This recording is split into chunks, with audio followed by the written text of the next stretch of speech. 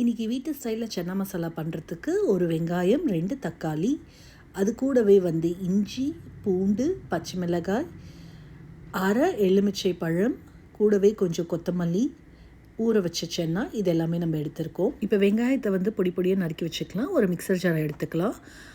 இந்த ஊரில் வந்து பூண்டு மலை பூண்டுன்றதுனால பெருசு பெருசாக இருக்கிறதுனால நம்ம ஒரு பல் எடுத்திருக்கோம். ஒரு பல் பூண்டு, இஞ்சி, பச்சை மிளகாய், தக்காளி, அது கூடவே பட்டை, கிராம்பு, ஏலக்காய், சோம்பு, ஒரு ஸ்பூன் ரெட் சில்லி பவுடர், தனியாத்தூள்,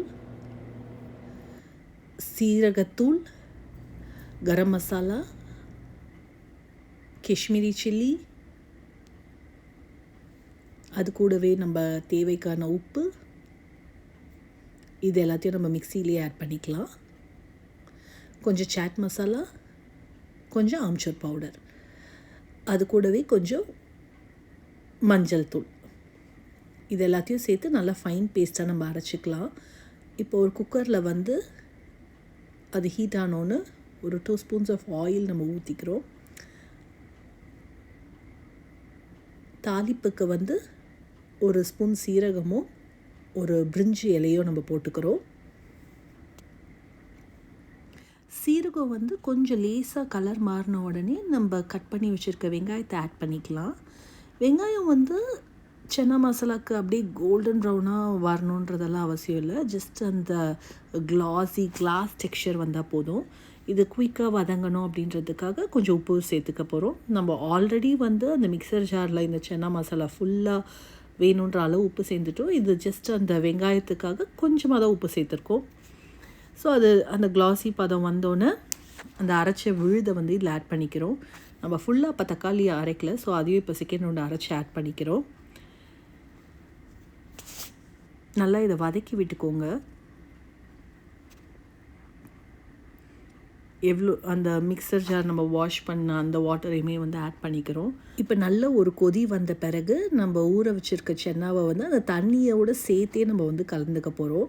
இதை ஃபுல்லாக வந்து கலந்து விட்டுக்கோங்க. இதுக்கப்புறம் எல்லா மசாலாவுமே நம்ம போட்டுட்டோம். ஜஸ்ட்டு குக்கரை வந்து இப்போ க்ளோஸ் பண்ணி ப்ரெஷர் மட்டும் ஒரு 5 விசில்ஸ் வர வரைக்கும் வெயிட் பண்ணுங்கள். 4 to 5 whistles depends on your cooker. இப்போ இன்ஸ்டன்ட் பாட்டில் வைக்கிறீங்கன்னா மேபி ஒரு 4 மினிட்ஸ் வச்சாலே கரெக்டாக இருக்கும். ப்ரெஷர் குக்கர்னால் 4 to 5 விசில்ஸு.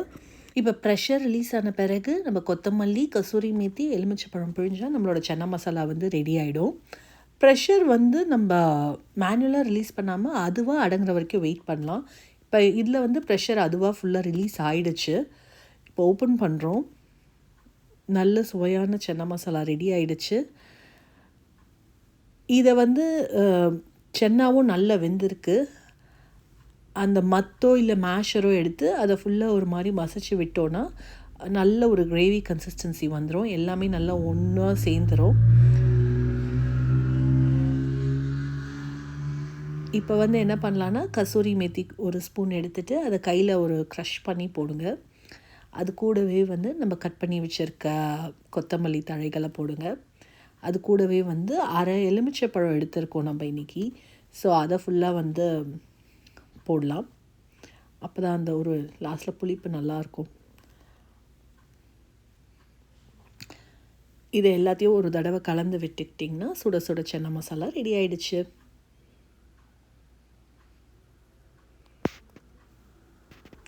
இது சர்விங் பாட்லேயும் நம்ம ட்ரான்ஸ்ஃபர் பண்ணிட்டோம். தேங்க்யூ ஸோ மச் ஃபார் வாட்சிங்.